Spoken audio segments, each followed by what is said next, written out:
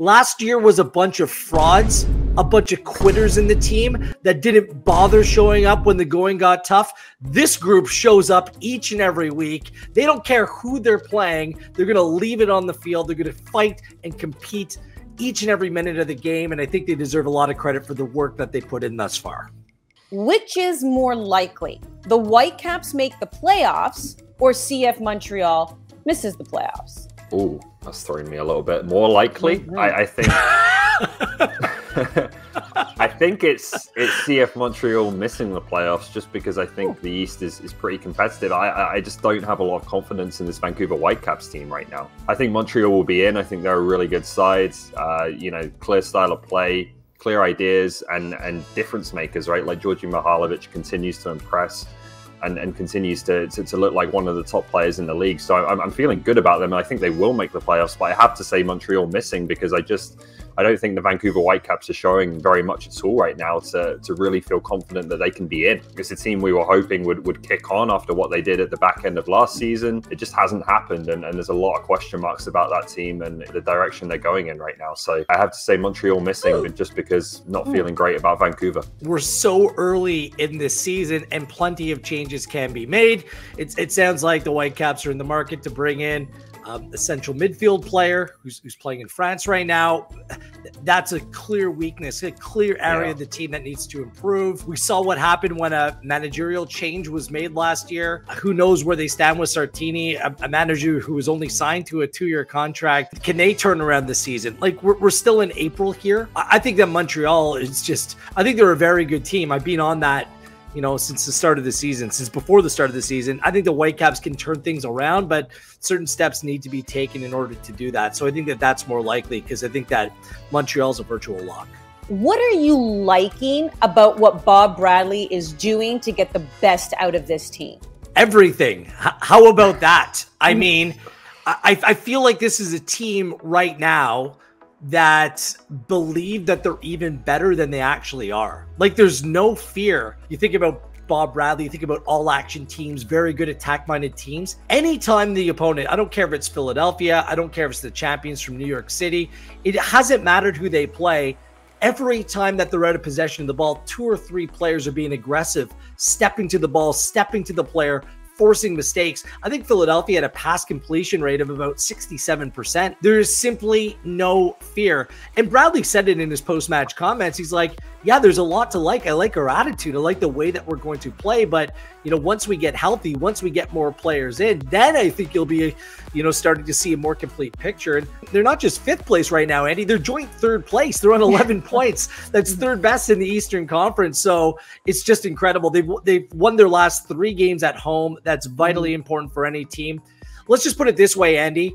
This group is the exact opposite of the team last season. I'll say that this TFC team is the most likable group since the team that went on to win MLS Cup. Last year was a bunch of frauds, a bunch of quitters in the team that didn't bother showing up when the going got tough. This group shows up each and every week. They don't care who they're playing. They're going to leave it on the field. They're going to fight and compete each and every minute of the game. And I think they deserve a lot of credit for the work that they put in thus far.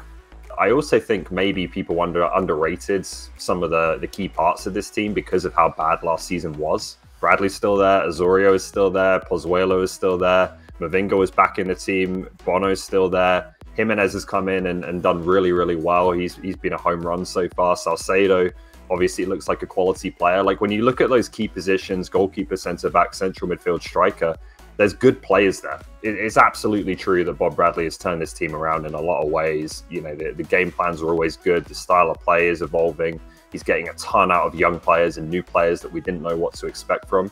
But I think people have also got to remember that, that this team was a much more competitive team under Greg Vanney with many of the same players. And now we're starting to see the best of those players. They're very good in this league. Salcedo didn't play on the weekend. Mavinga hasn't played since the first game of the season. When Jonathan Osorio came out in the 56th minute due to injury, and that could be a problem for this team, they changed formation 3 times to match up with the previously undefeated Philadelphia team. And do you know who the central midfield players were alongside Michael Bradley over the course of the last half an hour or so?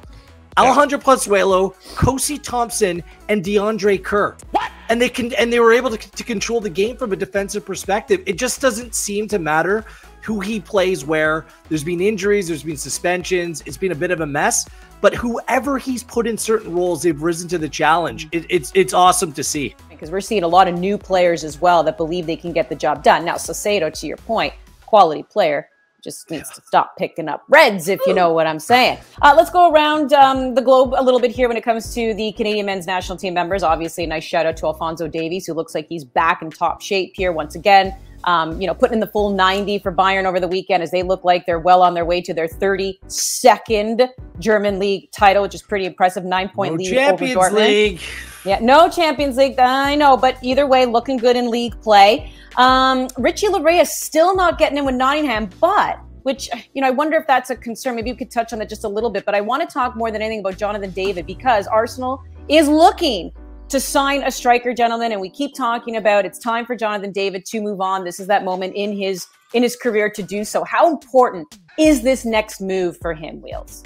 Look, it's going to be a big summer for a number of different players. My biggest concern from a Canadian perspective is Jonathan David going somewhere where he plays out of the gate to start the season, where it's not tumultuous, where it's consistent, so he heads into the World Cup in good form.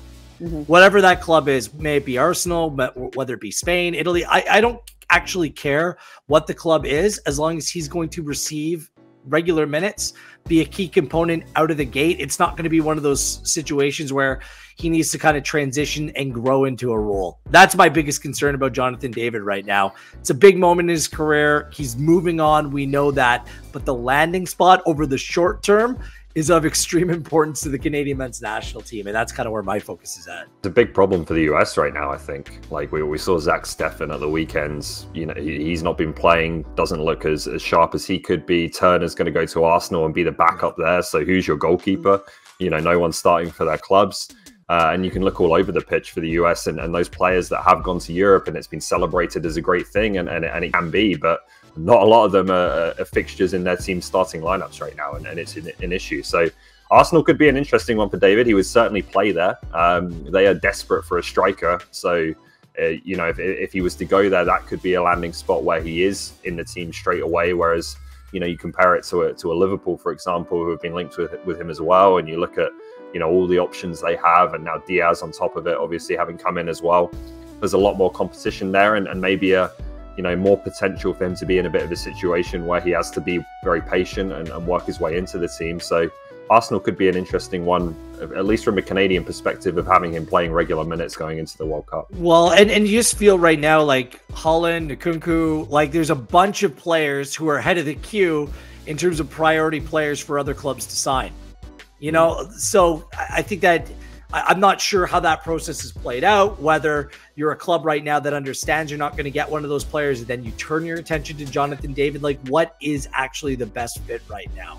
Could it be Arsenal? I'm always underwhelmed by Arsenal, to be honest with you, whether it's Lacazette and Ketty. Like, I don't know. They couldn't make Aubameyang work. It doesn't really fill me with a ton of confidence that they'll get the best out of Jonathan David either. Yeah. I know there's that hesitation with Arsenal, but Saka or Odegaard, these are good players for him to be around. That would be an exciting young attack, I think. I think you nailed it though, Gareth, and we've been saying this for a while, especially like I just mentioned, what we're seeing with Richie Laryea. You want to see playing time. And I loved even Alistair Johnston's response, when he talked about, hey, your coach, Herdman would like to see you guys go into Europe. And he's like, yeah, but we also want to play. And he loves the playing time that he's getting with CF Montreal. Because, you can be in a great environment training-wise and everything, but if you're not getting that game time, it is just, it can be stifling in many, many ways. Do I have 30 seconds here? Because I just wanted to address Laryea really quickly. He's not playing right now because Nottingham Forest is finishing their season. Once we understand where they are in terms of the playoffs or potential promotion, his future will become much more clear. Like we've reported on this show before, Toronto FC is interested in bringing the player back, but it's not a simple move to make. So let's wait till this season runs down for Nottingham Forest. Then things will become much more clear about Laryea's short-term future. Great stuff, gentlemen. Thank you to everyone, as always, tuning into onesoccer.ca. I'm Annie Petrillo. It's Oliver Platt, Gareth Wheeler. We'll see you next time.